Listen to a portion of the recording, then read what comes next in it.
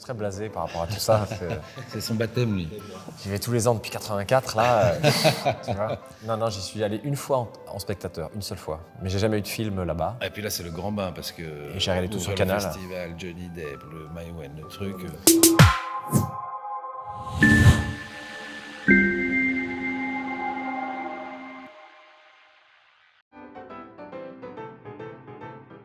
Alors je regrette de ne pas avoir connu la grande époque, quand Édouard Baird sautait dans l'eau. Salut la croisette, gros zoubi. Good luck.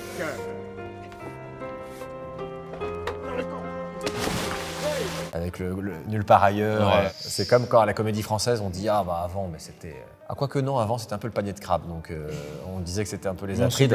Il y avait un côté grande fête complètement débridé. Bon, maintenant aujourd'hui il y a toujours cette espèce de folie. Oui. Mais c'est marrant parce que Pierre Richard il en parlait, il disait que lui il venait quand c'était pas encore le Grand Palais. Ouais, non, c'est Et vrai. on sortait du Martinez, il y avait personne, on pouvait sortir sans avoir une nuée de fans. Et il s'était fait engueuler par Gilles Jacob parce qu'il n'avait pas de cravate et qu'il n'arrivait pas à mettre de cravate et qu'il s'était tourné et qu'il y avait Jack Nicholson avec son chapeau de paille et sa chemise à fleurs. Et il a dit, lui, vous l'engueulez pas. Alors que Pierre Richard avait fait l'effort de mettre une veste quand même. Non, Voilà. mais il y a un côté folklore, un peu n'importe quoi, et un peu lessiveuse, tu vois, mais pour les films, c'est tellement important. Pour Maïwenn, c'était indispensable d'avoir cette fenêtre sur le cinéma mondial. Et puis après, sur le moment, il y a des petits moments de grâce, des moments... Là, je pense qu'on est entre copains avec Maïwenn, ça va être sympathique. Mais il y a aussi des gros moments de stress, des petits moments d'humiliation. Enfin, il y a un peu de tout, quoi. Dans une journée, tu passes par 1000 émotions. Je trouve ça trop beau de pouvoir fêter la sortie d'un film parce qu'on est tous dispersés. Le film sort un an après, chacun est parti dans ses activités et là on retrouve une énorme partie du casting avec tout ce que ça a de magique de fêter en fait la sortie d'un film. Et voilà, de retrouver toute l'équipe, d'en être fier, de le redécouvrir ensemble sur le plus grand écran du monde. Voilà, et une promesse d'émotion. Non, moi je suis trop content.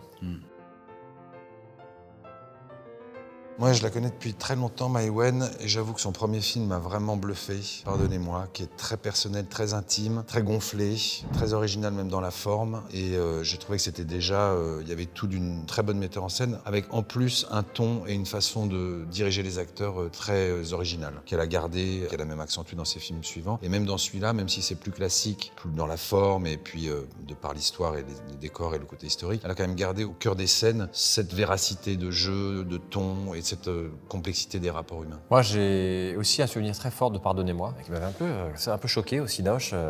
Scène à table, avec une espèce de choses presque documentaires. On a l'impression d'être dans le salon de ces gens, un peu à la Festen. De personne, surtout pas. Pourquoi tu fais ça, franchement? Qu'est-ce que tu racontes?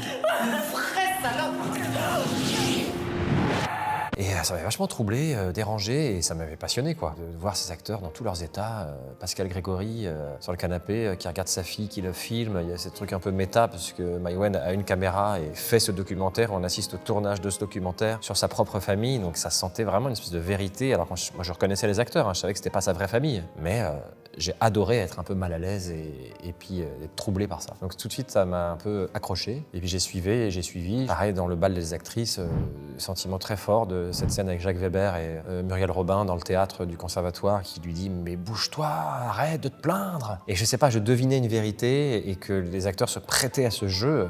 Alors quand on joue, on se donne, on parle de nous, mais alors là, je sentais le désarroi de Muriel Robin. Et il y a de l'impudeur, mais à la fois une espèce de noblesse à se livrer. Et je me dis, elle obtient ça de ses acteurs. C'est à la fois très impudique et puis ça doit être génial quand même de faire ces impros. Moi j'adore l'impro, j'en ai fait dès le cours Florent en première année. C'est un de mes cours préférés de mes études de théâtre.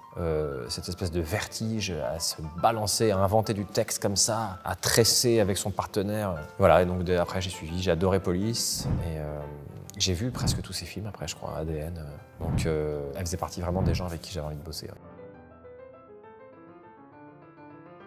Moi, mon préféré, c'est Ed Wood, parce que j'adore ce film-là. C'est un Tim Burton un peu moins connu que les autres et plus trouble, je trouve, plus ambigu. Ça parle de sujets plus graves, finalement, la drogue, puis sa vision du cinéma et de la loose et de la fantaisie aussi du jeu de Johnny Depp. Et franchement, je trouve que ce film de Maïwenn lui donne un rôle exceptionnel avec une vérité qu'on lui connaît pas toujours parce qu'il est souvent grimé, il fait beaucoup de rôles comme ça, un peu de pantomime. Là, il y a cette dimension-là, presque un peu Tim Burtonienne, mais il y a aussi un homme mis à nu, je trouve, des scènes où on le voit vraiment lui, avec tout son bagages, ses zones d'ombre, sa gueule cassée par moments, et en même temps sa grâce un peu enfantine, comme dit Benjamin. Donc là, il a une occasion de montrer encore autre chose de son talent d'acteur. Oui, c'est vrai, dans Melville, on parle très bien. Moi, Johnny Depp, je l'ai découvert quand même beaucoup chez Tim Burton. J'ai pas vu Cry Baby, j'ai pas vu sa première série, là, 21 Jump Street.